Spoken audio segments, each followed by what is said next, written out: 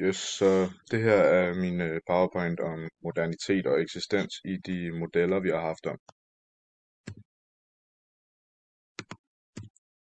Den første novelle, den hedder Agerhønen og er skrevet af forfatteren Martin A. Hansen, og handler om den her lille familie, der er meget fattige og prøver at vurdere, om de skal bruge deres sidste ressourcer, som er den her agerhøne, som de vil prøve at spise.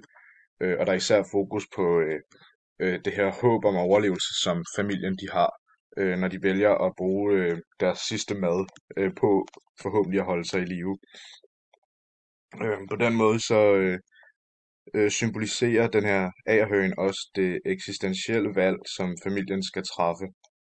Øhm, ja, og gennem hele historien, så er de ligesom bevidste om den her fattigdom, de lever i også. Man håber ligesom at få det bedste ud af tilværelsen. Den anden novelle hedder Ringen og er skrevet af Karen Blixen. Øhm, og her følger vi et par, der har været gift i en uge, altså i ret kort tid. Og det synes de er svært, eller primært kvinden synes det er svært, fordi hun er fra et højere socialt lag eller klasse, end manden han er. Og en dag, når der så kommer en fortyv ind, øhm, som Lise vælger at opsøge, så ændrer han hendes livssyn. Hun bliver i tvivl og bange for, om hun gifter sig ind i fattigdom, fordi hun gifter sig til en mand i en lavere social klasse. Men hun mister så sin ring, øh, og samtidig sin uskyld til den her fortyv, som hun finder ude i skoven. Og ringen symboliserer nemlig både det her uskyld, altså at hun udvider sin seksuelle bevidsthed, altså, og det er jo ikke særlig velset at have sex uden for ægteskabet i den her historie eller novelle, så ringen viser igen, ligesom i Agerhønen, den her eksistentielle valg, som kvinden skal tage. Øhm, og hun går fra at være spidsborger, der bare lever i sin tilværelse og følger altså normerne, eller hvad man skal sige, og så går hun til at blive æstetiker, fordi hun bliver mere optaget af nydelse her med fortyven, og hun bliver fortvivlet, når det kommer til, hvem hun skal gifte sig med. Den næste novelle hedder Hvile og er skrevet af Peter Seeberg, og det er en person, der laver en masse regler for sig selv og har sådan nogle tvangstanker, der minder om anoreksi. Så hun går ture for at gøre sig fortjent til mad med peanut butter, øhm, og ender så med at gøre de her ture mere vanskelige for sig selv og gøre sig mere fortjent til at spise usundt ved at gå turene baglæns. Og endnu en gang så er det en, der går fra at være spidsborger til æstetiker, det her med ligesom, at starte ud med at leve i en almindelig tilværelse, hvor hun bare følger ligesom flowet, og så til ligesom, nu bliver det så ret ekstremt med hovedpersonen her, der begynder at lave flere og flere regler for sig selv, hvor hun til sidst ikke må sove eller drømme, og overhovedet ikke må spise. Øhm, og hun stræber efter det perfekte liv, øhm, ja, og en kontrol over sit liv også, som hun føler, hun får igennem de her regler, hun laver.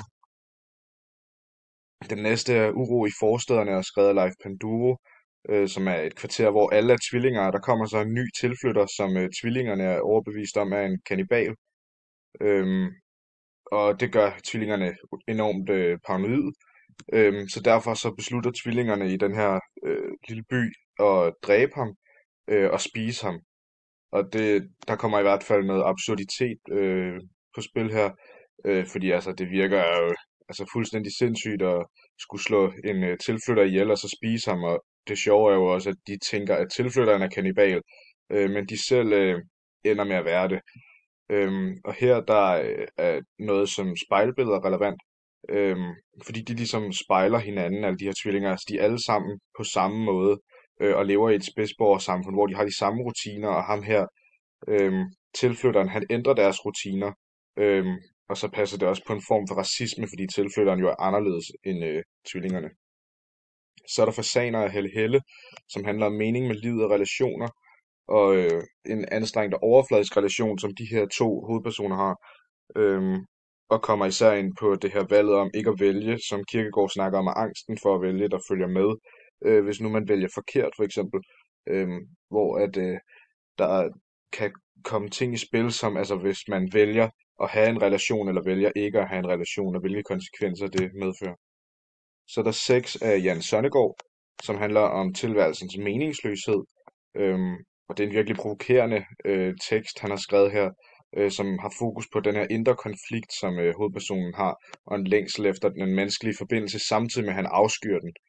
Øhm, ja, og den her selvhed og vrede, han har, det udtrykkes gennem brutalitet, og han er en æstetiker, der ikke følger gældende normer, og lever meget uforpligtende gennem one night stands.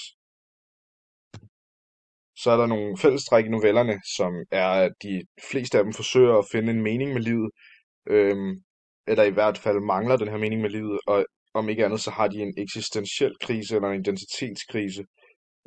Og så er der noget absurditet, der går igen med dem, også i sex, hvor han snakker om at stikke håndgranater op i de kvinder, han er sammen med.